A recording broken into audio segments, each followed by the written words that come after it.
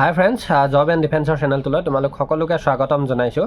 আৰু আজি হ'ল 14 ফেব্ৰুৱাৰী আৰু আজিৰ দিনটোতে আমি ব্লেক ডে' হিচাপে জানো। কাৰণ কিয় 2019 চনতে আমাৰ আজিৰ দিনটোত আমাৰ বহুকেইজন বীৰ জোৱান শ্বহীদ হৈছিলে CRPFৰ, আৰু আমি সকলোৱে জানো তেওঁলোকৰ কথা, কোনো পাহৰিব পৰা নাই। তেনেকুৱা ঘটনা যাতে আৰু কোনো কালে নঘটক, তেওঁলোকক আমাৰ ফালৰ পৰা শ্ৰদ্ধাঞ্জলি জ্ঞাপন কৰিছোঁ। গতিকে বেয়া লাগে, আমি যিহেতু ডিফেন্সৰ মানুহ বা ডিফেন্সৰ লাইনত আমিও লাগি আছোঁ। সেইকাৰণে আমাৰ এইখিনি কথা আমি সদায় জানিব লাগে। তো এতিয়া কথা হ'ল SSC GD 2026ৰ ভেকেঞ্চিটো। এই ভেকেঞ্চিটোৰ বহুতে কৈ আছে আমাৰ প'ষ্টৰ কথা, এক্সামৰ কথা। তো ইয়াতে মই এটা আপডেট জনাই দিওঁ, হয়তো তোমালোকে দেখিছাই। এইটো আহিছে ৰাজ্যসভাৰ পৰা আহিছে। এইটো তাৰিখটো দিছে 01/01/2026, মানে জানুৱাৰী 1 তাৰিখে। আমাৰ যিমানবিলাক এতিয়ালৈকে পোষ্ট ভৰাইছে আমাৰ ডিফেন্সৰ ক্ষেত্ৰত বা SSCৰ থ্ৰুৰেদি, তাৰ এখন লিষ্ট দিছে, আৰু কিমান খালী হৈ আছে তাৰ এখন লিষ্ট দিছে। আৰু মই কিমান ভৰালে কি কথা সেইটো মই বাদ দিয়া, কিন্তু এতিয়া বৰ্তমান আমাৰ কিমান খালী আছে টোটেল যদি চাবলৈ যাওঁ 93,139। গতিকে এতিয়া চোৱা, এইটো কিমান দূৰ সত্য কিমান দূৰ অসত্য এইখন আমি চালে, অফিচিয়েল যিহেতু এটা ছাইডৰ পৰা এইখন হৈছে, গতিকে আমি এইটো ৰাইট বুলিয়ে ক'ম। কিন্তু কথাটো হ'ল ৰিয়েল বুলিয়ে ক'ম, কিন্তু কথাটো হ'ল হয়তো 93,139 যে পোষ্ট আছে, এই পোষ্ট গোটেইখিনি আমাৰ SSC GD 26ৰ ভেকেঞ্চিটোলৈ নিদিবও পাৰে। এতিয়া কথাটো হ'ল আমাৰ যিহেতুকৈ অলৰেডি 25,000+ আমাৰ অল ইণ্ডিয়াত SSC GD 2026ৰ ভেকেঞ্চিটোত পোষ্ট দিছে। তো তাৰ লগত হয়তো আৰু 20,000 এড হৈ যাব পাৰে, সিমানটো এটা আমি সম্ভাৱনা দেখিছোঁ।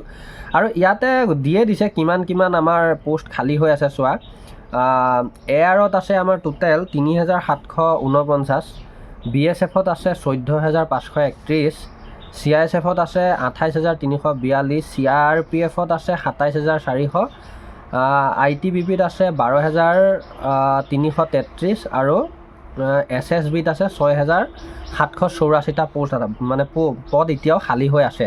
কিন্তু কথাটো হ'ল এই গোটেইখিনি ভেকেঞ্চি এতিয়া আমাক এৰি নিদিয়ে 2026তে, কাৰণ আগন্তুক আৰু যিটো আমাৰ 2027ৰ ভেকেঞ্চি আছে, সেই ভেকেঞ্চিটোত আমাৰ অগ্নিবীৰসকলৰ বাবেও ৰিজাৰ্ভেশ্যন থাকিব। গতিকে পোষ্টৰ যথেষ্ট প্ৰয়োজন হ'ব। আৰু লগতে কি হয়, বহুতে কৈ আছে যে ইয়াৰ পিছত যিটো 2027ৰ ভেকেঞ্চি আহিব, তাত অগ্নিবীৰসকলৰ বাবে 50% যিহেতুকৈ ৰিজাৰ্ভেশ্যন থাকিব বুলি এটা কথা ওলাইছে। কিন্তু এতিয়াও কনফাৰ্ম নহয় যে 50%ই ৰাখিব, এইটো কনফাৰ্ম নহয়। তেতিয়া ওলালে আমি গম পাম। কিন্তু কথাটো হ'ল কি, যদি তেনেকুৱা হয় যে অগ্নিবীৰসকলৰ বাবে 50% আমাৰ ৰিজাৰ্ভেশ্যনে থাকে, তেতিয়াহ'লে তোমালোকে ধৰি থোৱা 2027 চনৰ পৰা বহুত ভেকেঞ্চি আহিব। মানে যিটো SSC GDৰ ভেকেঞ্চিত আজিলৈকে হাইষ্ট 2018ত 67 নে 66,000 ভেকেঞ্চি আছিলে।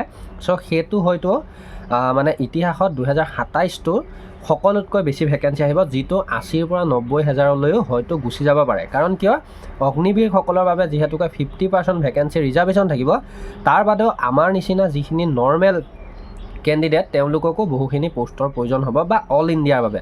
গতিকে সেইটোৰ বাবে এতিয়া ইয়াৰ পৰাও আমাৰ ভেকেঞ্চি ৰাখিব লাগিব। তো সেইটোৰ কাৰণে মই কৈছোঁ যে ইয়াৰ পৰা হয়তো আমাৰলৈ 20,000 ভেকেঞ্চি আহি যাব পাৰে, বা হয়তো খুব বেছি 25,000 ভেকেঞ্চি এতিয়াও আহি যাব পাৰে। তোমালোকে সেইটো কনফাৰ্ম থাকা। আৰু এতিয়া কথাটো হ'ল যিটো আমাৰ এক্সাম, ৰিটেন এক্সাম, 2026ৰ ৰিটেন এক্সাম, কোনে কেনেকুৱা প্ৰস্তুতি চলাই আছা নাজানো বাৰু। প্ৰস্তুতি কেনেকুৱা চলাইছা, মক টেষ্টত কেনেকুৱা আহিছে, মেল ফিমেল তোমালোকে ক'বা। আৰু কি ছাবজেক্টত তোমালোকে ষ্ট্ৰং, কি ছাবজেক্টত তোমালোকে অলপ দুৰ্বল, সেই কথাটো জনাবা। আৰু লগতে মই বাৰু ৰিকমেণ্ড কৰিম কি চাব লাগে, কি নাই। আমাৰ এক্সাম যিহেতু পালেহিয়ে, জড়িত থাকিবা জব এণ্ড ডিফেন্সৰ লগত, ছাবস্ক্ৰাইব কৰি বেল আইকনটো অল প্ৰেছ কৰি।